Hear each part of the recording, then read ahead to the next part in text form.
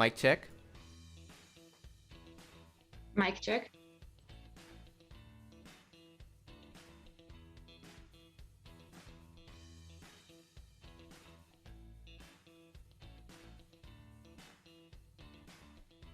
Great.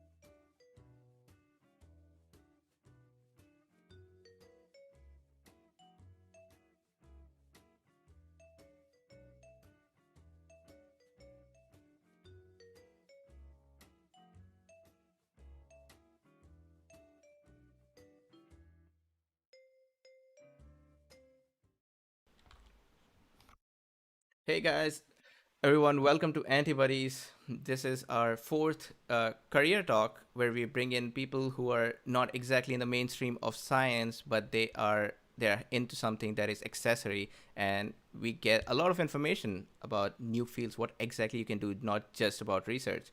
Let me introduce our guest today. We have Pedro Velisa with us. He's as you might know the founder of Pedromics Comics. A little bit about him. Pedro is a researcher at the Karolinska Institute in Stockholm, Sweden, where he studies how immune cells within tumors sense oxygen and how he can exploit that for therapies. In his spare time, he makes science cartoons that he publishes under the name of Pedromics on various social media platforms. And he has been an immigrant from Portugal since 2005, and he has lived in UK, Germany, and now Sweden. He lives with his wife and two daughters, with whom one day he hopes to indoctrinate with the life love of science fiction movies. And Pedro, we're really glad to have you here today on Antibodies. Thank you, Jatin. It was very nice for inviting me. One thing before I start quickly. So I also feel like if I have kids, would they like science or not? Do you also feel like that? Yeah, I've had this conversation with my wife. It's like, I hope they like science. I think it's a natural thing for kids to be curious. I'm not sure I would recommend they follow the academic pathway, though. Okay. I think it's just good to be. You can be a scientist without being an academic. I think that's what I want them to be. All right. So without any more delays, I'll let you tell us more about your work and just generally about science cartoons in academia. All right. Thank you. I will share my screen now with the, hopefully this will work. All right. So thank you very much, everyone. Let me see if I can just get your faces here in the corner. All right. Can you see? Yes. All right, cool. So thank you, Jatin, and everyone for inviting me. Today, I'm just gonna, I mean, this is meant to be a career talk, and I will let you decide in the end if this is a career or not. I'm gonna talk about my cartoons, and as just gonna, whoops, as Jatin said, I am a researcher by day. This is me looking very serious in the lab. I am, as you said, an immunologist working in how immune cells interact with cancer and how oxygen sensing is important for that. Like we try to use that as a way to include new therapies. But by far the coolest thing that I do in the lab, I still get amazed that this works, is using modified retroviruses to genetically modify T cells and make them into these badass chimeric antigen receptor cells that can go out and kill cancer, with their tattoos and just looking really nasty. And as has been mentioned, by night, so after the pipettes are sleeping, I become a cartoonist and I draw science cartoons that I publish online under the name of Pedromics. And this is just kind of the kind of cartoons that I do. They're colorful. They include things to do with mostly biology. I say science cartoons, but it is almost exclusively biology and often immunology, which is what I work with. And since this is a career talk, I made this a couple of days ago for today, and I was a bit shocked to find that my academic scientist career now spans 20 years if you count the undergrad studies. And it kind of is divided in 5-year blocks. So in the first half of the noughties, I was an undergrad studying biology in Lisbon. And then in the second half, I became a PhD at the University of Birmingham in the UK. Then after that, in the 2010s, I guess that's how we call them, I became a postdoc at UCL in London. And then after that, in 2015, I moved to Sweden to work at the Karolinska, where I still am today. And I can describe myself as an old postdoc because I've been unable or unwilling or both to make the transition to become an independent researcher. But that is really not the topic for today. And what has happened is that in parallel to this, I have developed, let's call it a persona as a science cartoonist, this Pedromics page, because I've been drawing cartoons about science pretty much since I became an undergrad. And I did some during my PhD as well, but it was really as a postdoc that things really took off. And they took off once I started publishing them on the internet, first on Facebook and then later on Instagram and Twitter. But how did this whole thing start? So I'll go back to the beginning. And of course, the beginning is the Big Bang, which created the universe. And then a few years later, the dinosaurs came along. And then a few years after that, I was born. So I'm this guy over here. I was born in the mid 80s, which means that technically I am a millennial, which means that the internet was around when I was growing up. But being born in the mid 80s means that the internet that I got only came when I was a teenager. So very, very at the end of my coming of age. And we're talking about dial-up internet, no smartphones, no tablets, so very rudimentary stuff. So I would call myself a borderline millennial. And as a borderline millennial growing up in the 90s in Portugal without siblings, I was often a very bored child. So my parents, shown here, they used to still do love going out to restaurants and to cafes. And I would go along and I would be bored because, what does a child do by itself? And if it was today, they probably would hand me a gadgets for entertainment. But being the 90s, no such thing existed. So they gave me a pen. And they said, well, why don't you just, make some drawings on this paper mat? And I did. And I've been drawing since I was a child. I just really enjoyed it. It's a sort of a safe space for me. And I'm constantly doodling. I doodled during school, which was a problem because teachers thought I wasn't paying attention. And they were, largely correct. And yeah, so I've always been drawing for my friends, drawing for myself. Even today, my lab books, my notebooks are full of cartoons. It's just kind of a thing that is now inbuilt in me, thanks to this fortunate or unfortunate upbringing. But as I mentioned, it was when I became an undergrad to study biology. This is me in probably 2003 or four. And this is when I had my first encounter with science, so just studying biology for the first time. And you can tell it's my first encounter because I'm still wearing lab coats. And these two guys over here, my two friends, they were already not wearing lab coats, and the guy on the right was not even wearing gloves. But things turn out okay for him. He's currently a PI at NIH, so things work out even if you don't wear lab coats. And this was interesting because it was the first time that these two interests started rubbing off on each other. So I started learning new things. I wanted to make cartoons about what I was learning, and it was also a way for me to kind of like make friends and show them what I was doing. And I'll just show you one cartoon from this period. It is in Portuguese because back then this is, I was still doing everything in Portuguese. This cartoon is from 2003, and it is a cover slip. And in the cover slip, floating around, there are two amoebas. For some reason, they are in a raft. I don't know why.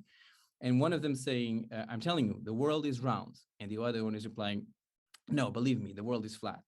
Which it's not a great joke, but maybe if you're a flat earther, this is hilarious. I don't know.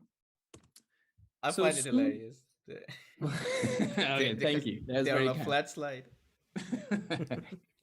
I thought it was clever at the time, but then I was whatever, 18 or 19.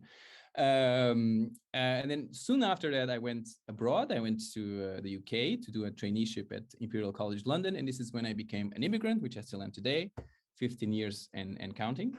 And again, working with science daily, learning new things, and of course, making cartoons. And the main change that happened when I moved to the UK was that now I started doing my cartoons in English, because now I was thinking in English, and also I wanted to show it to my new friends. And it was also convenient because it makes things more available because so many people speak English.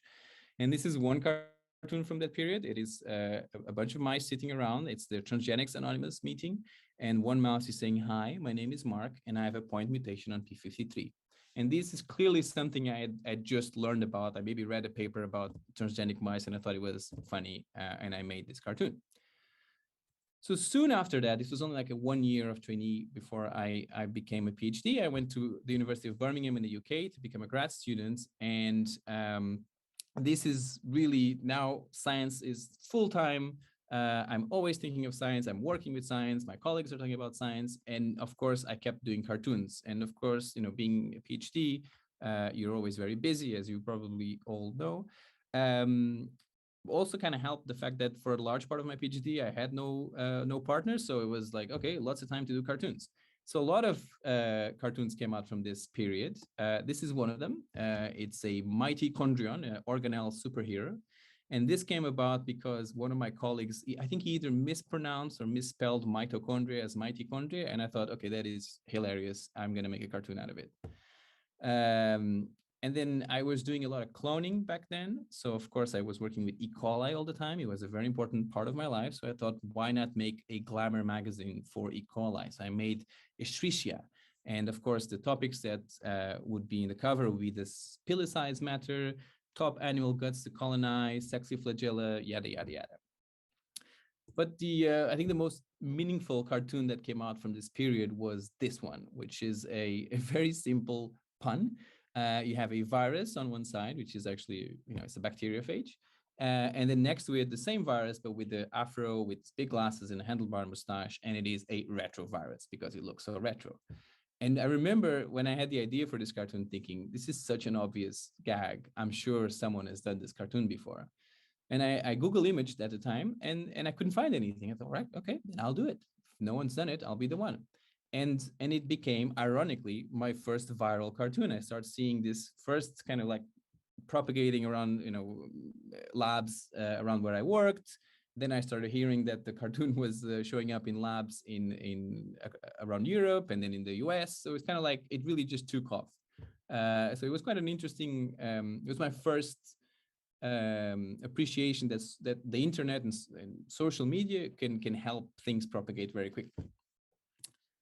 And I think the testament to how popular this cartoon became is that still today I go on the internet and I find versions of this cartoon made by other people, and they all look very similar. So I'm kind of assuming they're inspired by my original cartoon.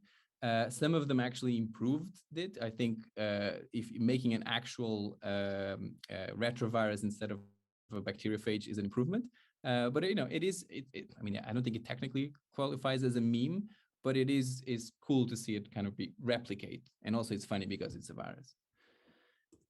And as I mentioned earlier on, into 2013, I started the Pedromics Facebook page, and this was after advice from a friend and a colleague at UCL saying, these cartoons, they're so nice. I think, if you put it on the internet, maybe more people will see it. So I thought, okay, why not? Again, it's free, it's easy.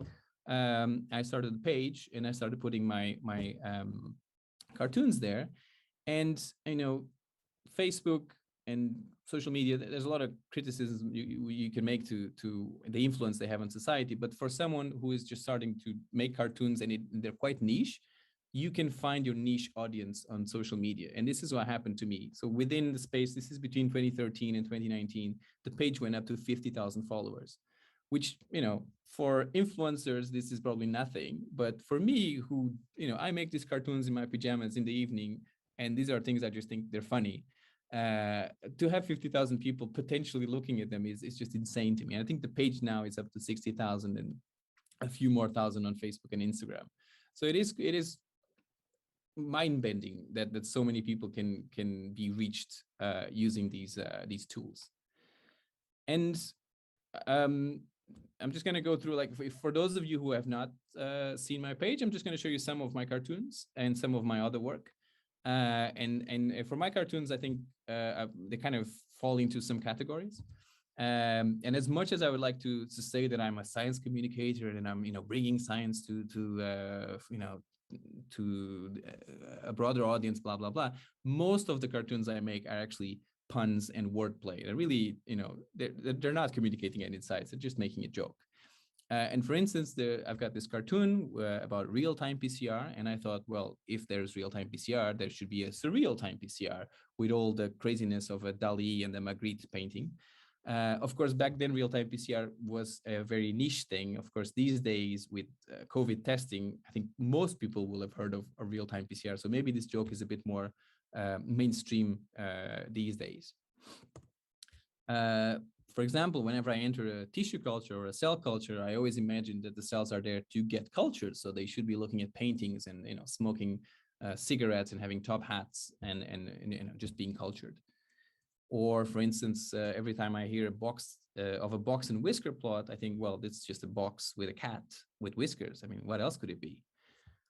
And every time I send a paper for review, I always imagine that there are two pairs reviewing my paper because it's peer review. Again, just puns, nothing very clever behind this.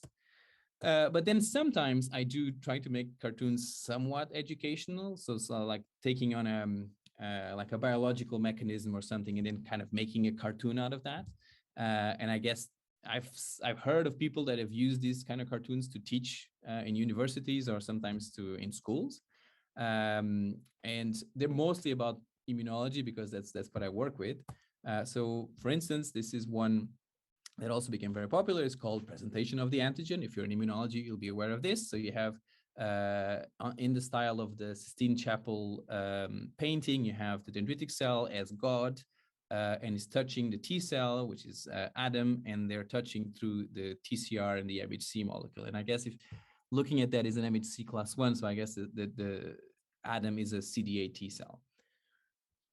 Or for example, this concept, if you work in immune oncology, it's a very important concept. We have a cell that gets mutated and starts expressing a new antigen, a neoantigen, which makes the cell visible to T cells, and the T cells are coming to kill this mutated cell. So the cell just hides the MHCs to become invisible to the T cells, and the cell thinks you got away with it, and then looks around, oh, and now it's being targeted by NK cells.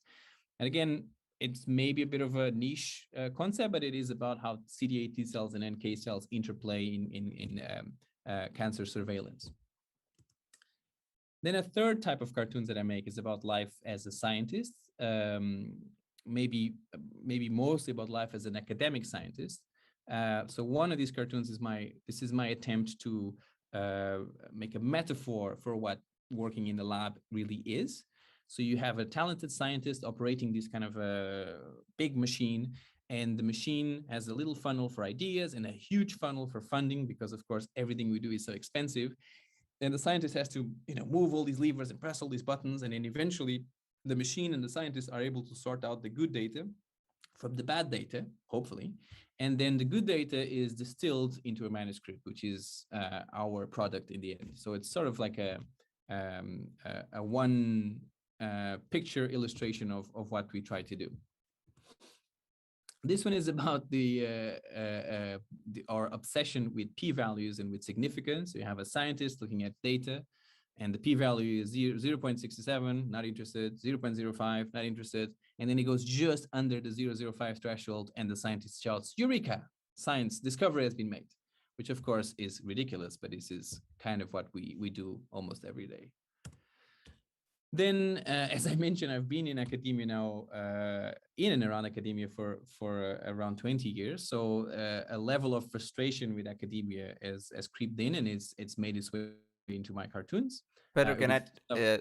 interrupt for a while? Yeah, sure. You didn't mention your mRNA vaccine cartoon. I actually sent that to people, and they did not understand it because, of course, they did not know, they're not biologists. They don't know what's a ribosome. But Okay. that cartoon got them curious enough that they asked me to explain it. Wow. So yeah, Okay. so I am going to talk about it. It's on my. It's number 5. okay. I've got a COVID section. All right. Yeah, I'll let you continue. Yeah, that was a very very brilliant one. All right, we'll get to that in a second. So, right, regarding my frustration in academia, this is one of them. So you've got a scientist, and he's got his good conscience on one side, saying that you should repeat the experiments, be sure that what you're doing is real, do science correctly.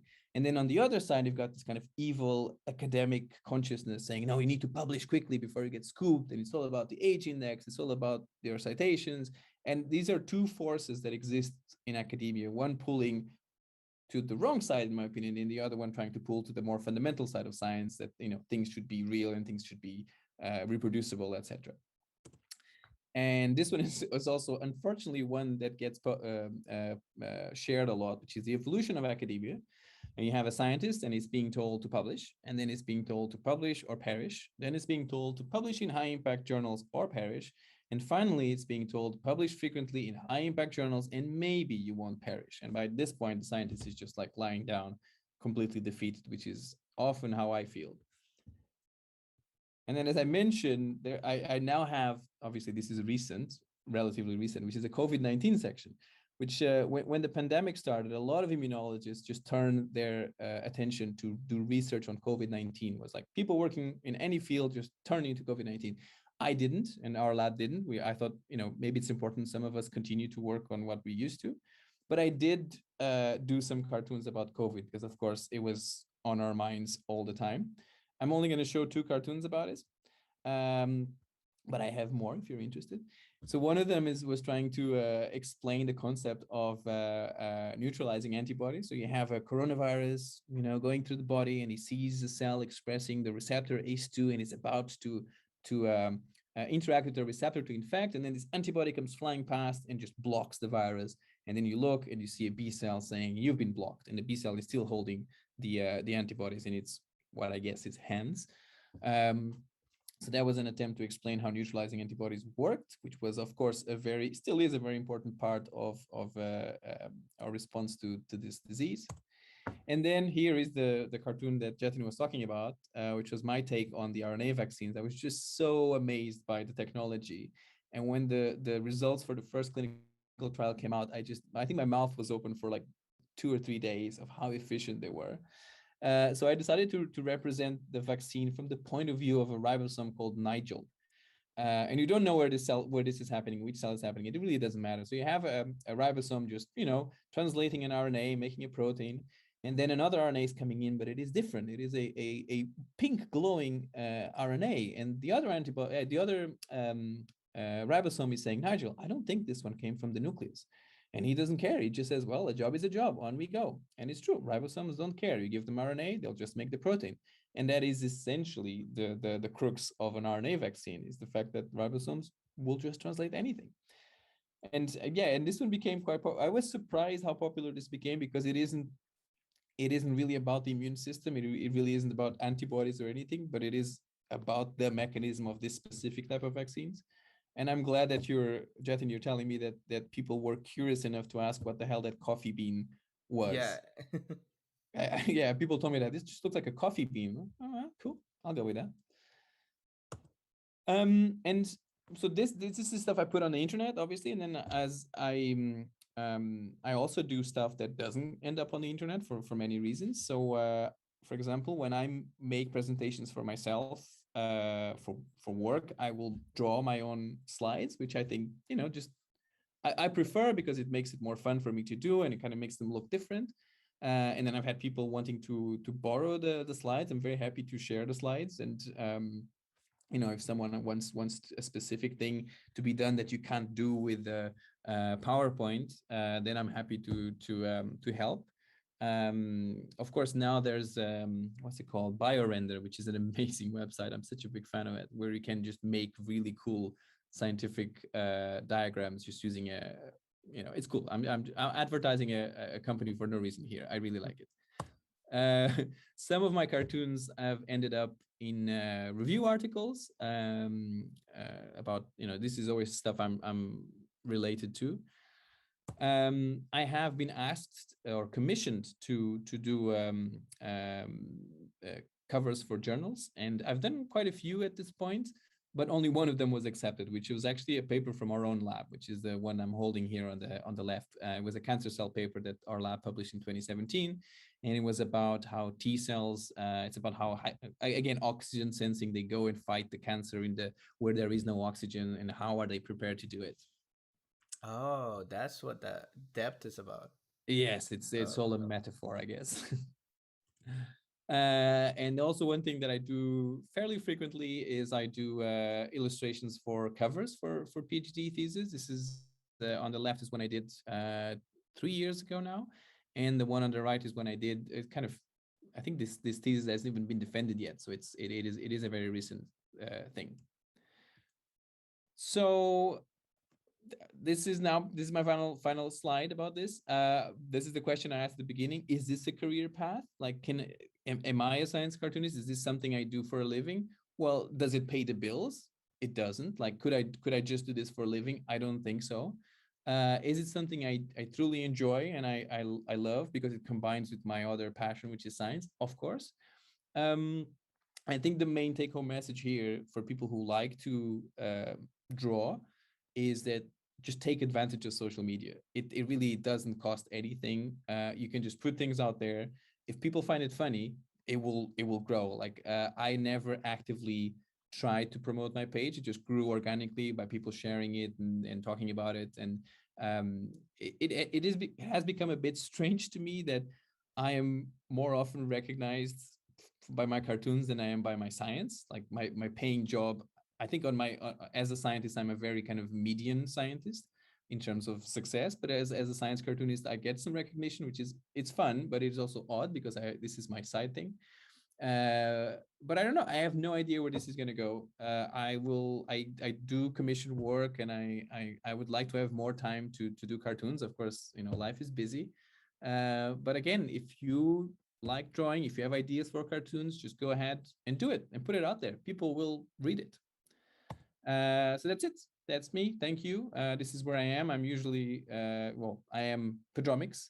And if you want to discuss the commission, you can find me at pedro@pedromics.com. Thank you very much. And I will Pedro, now I have a question. go ahead, Jen. So I understand that you said that it's not going to pay your bills, and it's not a mainstream path. Not going to. You should not quit your job for this. But I want to know, does this help you in standing out of the crowd, even for your main job? Let's say as a scientist, do you think somebody would look at oh, it's Pedro who's applying to my lab, let's say, and I have heard about him as a great cartoonist.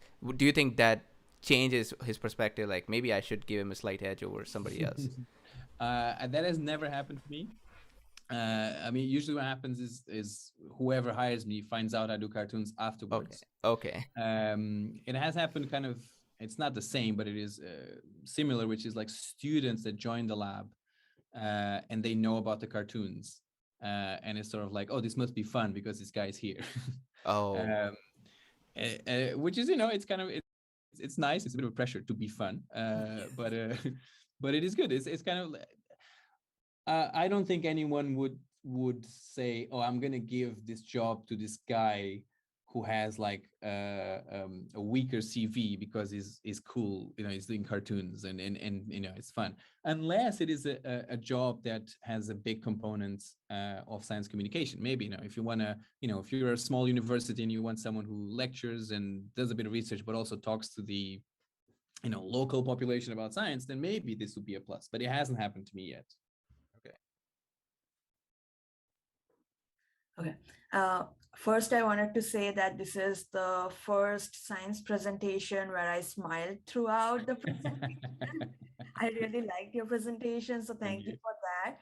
And have you thought about making, I don't know if you already do, but merchandising all your cartoons into t-shirts and coffee mugs and I maybe do exactly that. Yeah, I do. It's but again, I am I was gonna say lazy, but maybe I'm like low effort person. So I use I use a website called Redbubble. So you just upload your designs and you don't have to do anything else. That's it. You just say, I want 20. If you sell a t-shirt with this design, I just want 20%. And I do get, I know I have, I stopped adding designs years ago. So it's kind of, I have like the Retrovirus and some of it. Sometimes people come and ask me, can you put this cartoon on Redbubble so I can buy the t-shirt or the mug? And I'll do it. But I kind of stopped doing that. Maybe I should pay more attention to it. So yeah, so that is a source of minimal income, but it kind of, enough money to rent some movies on Google Play sometimes. So my next question was that because you're in academia and we are in PhD, being in PhD doesn't give us any time to, after we come home, we'll just like cook, sleep. How do you maintain your work and life balance even after being a parent, you are doing all those cartoons? I think the only reason why I still do cartoons is because they give me immense pleasure. So it's not, I don't see it as work. I see it as like I finally can relax and do a cartoon. So I'll find the time to do it. So when I was a PhD student, I could get home, cook and then do a little cartoon and go to sleep. It wasn't, because it is fairly quick. If you have the idea already in your mind, to make it into a cartoon is maybe like an hour. So that was okay. Now with two small children, it is harder because you have very, very limited free time. So you have to like go, I turn to my wife and go like, do you want to watch a movie? Do you want to chat? And she goes, oh, actually today I need to do this and that. Okay, then I'll do a cartoon. So it is very limited. And for the first time in my life, what I have to do is when I have an idea for a cartoon, I write it down on a notebook, because before I used to just go idea cartoon that day before I forget. But yeah, now it's I have to find the time, but it is a pleasure, so it's easy. Thanks. Okay, so I stumbled upon your cartoons a long time ago, and last year I decided to buy on Redbubble a mug for my PI because well, I graduated and I wanted to thank her. So yeah, she loved it and she still drinks coffee from it. May I ask which one it was? The one with the antigen presentation. Okay. Shuffle one. Yeah, it was really funny. And I have a question. So what tools do you use to make your cartoons digital? I mean, do you draw it on paper and then somehow scan it, or do you draw it like digitally? It's good thing you ask. I do have on my presentation as a hidden slide, if you want. I have a time lapse video of how I do the cartoons.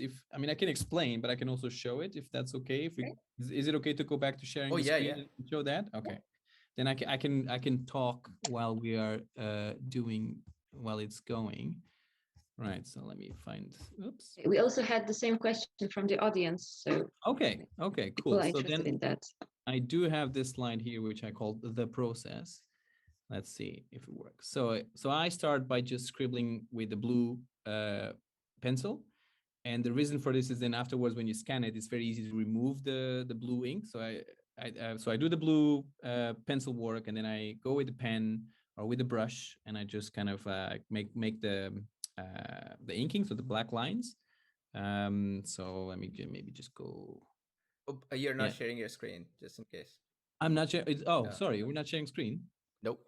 Oh, sorry. So I'm describing nothing then. Okay, let me go back to sharing screen. Sorry about that. Right, can you see it now? Yes. Oh, okay, right. Let's do it again. Right. So that's can you see it now? Yeah. Okay, so that's what I was talking about. The first scribble with a or in a sketch with a blue pencil, and then I will ink, and I have pens with different weights, or maybe I can use a brush. But again, if you use the pencil first, you don't commit to a final line until until later on. So then I'm just doing the final touches, and then at one point, yes. So this was pretty fast. Let me just pause there. What I did there is I just scanned it as a monochromatic image, which kind of deletes the blue and just keeps the black lines. And then the coloring is all done digitally. As you can see by this video, I'm not a very fine artist on digital. I just do the basics.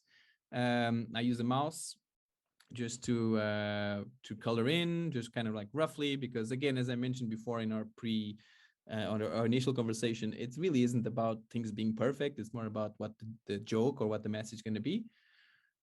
So I use this software called GIMP, which is how do you call it, open source, and it kind of does everything. I probably don't know how to use 90% of the functions here, and I'm doing some very stupid things. Everything that I do, I kind of learn by myself, by trying, by looking on the internet. I'm sure if I put more effort, I would be able to do much better looking cartoons. But for now, they work. And then that's it. That's the final work. The little joke. There's a T cell. There's a cell differentiating from the parents, and the parents don't understand. These look perfect. What are you talking about? Improving them? There's no improvement there. No, I mean, you should see, you probably, I don't know if you follow other cartoonists other than science cartoons, but there are people doing amazing work. I mean, they can do like a sort of a vintage comic look. It's just, things could be nicer to look at. But again, as I mentioned, it is more about the message than it is about the cartoon being beautiful, I think. I have this one thing about it. So it's not exactly related to cartoons, but I think you will relate to this. What do you think about putting? So I do this a lot. That's why, and I have not seen a lot of people do this. Cartoons or jokes in your presentations. How do you think they work with the audience? So I always have jokes in my presentations, for a simple reason that it makes me less nervous. If the joke lands, of course. If the joke doesn't land, it has the opposite effect. But ever since I was in university, as an undergrad, we used to just it's fun to throw some little jokes on during the presentations. And you see that if you go to conferences, you'll see that a lot of scientists just will use cartoons to kind of relax the audience, either at the beginning or at the end, sometimes in the middle. I think it works. I personally enjoy when people don't take themselves too seriously in academic presentations. Yeah, because I know that if joke works, then people are more likely to listen to you, and that is obviously what you want. You want people to know if you spend 10 minutes of your time talking, you want them to take something home. And when you put a joke, and now people are certainly more attentive. It doesn't work on Zoom though. Zoom is the worst platform. You don't know. You have no idea if it landed. Yeah. Yeah, no. I mean, my approach to humor, and my wife will be the main witness of that, is that I'm just trying to amuse myself. It's often not funny for other people. I just, but as long as you're entertained, maybe it works. Maybe it makes you more relaxed. But if it is such a bad joke that people feel awkward, then maybe not. Yes, it's risky because you don't know if it'll land, but if it works, then you got an audience who probably likes you a little bit more than other presenters. Probably, yes. I don't know. Maybe there are some people who just hate jokes. Yes, that's right. I have this one where I have a knockout animal, so I just tell them, so this knockout model is very special because these animals are immune to all cancers. They never develop cancers. Then I take a 3-second pause and I say because they're all dead. Because it's a lethal mutation, and that usually always works. It's a good But one. I need to come up with something better though now. I once did it was a sort of a departmental meeting, so not a conference, but still kind of like a broad audience. And it was about how to differentiate T cells, and it was about memory cells, effector cells, naive cells, and every every T cell state was represented as a different Arnold Schwarzenegger character. And it was just like tons of Arnold Schwarzenegger jokes and quotes. The titles were all about Arnie. And I finished the presentation, and my own supervisor asks, "Who's that guy?" Like, how do you not know who Arnie is? Yeah. Oh man. Yeah, it's hard to land for everybody. Some people just don't know Yeah. the context. Yeah, no, I also once in a sort of like departmental meeting, I think I just used a Monty Python joke to go between two different topics. I think it was like John Cleese and now for something completely different. But of course, it was an international group, and the French didn't get it. The Germans didn't get it because they didn't get Monty Python on TV, from what I understood. Or maybe it was just not funny. All right, you guys have anything else before we wrap up our session today? I have a feeling that some people just don't get Monty Python at all. I mean, there are like two types of people: the ones that find it hilarious, and the ones that totally don't. So Yeah, it does have a bit of a cultish thing behind it, and maybe people who don't find it funny think it's so annoying. probably. Okay, then I think this would be a good time to wrap up our session. Thanks a lot, Vedro, for joining us today. For everyone watching us, the video recording will be there on YouTube and Facebook for you guys to watch it later. And with that, we will see you again in 2 weeks for our next Journal Club. See you all. Bye-bye. Bye.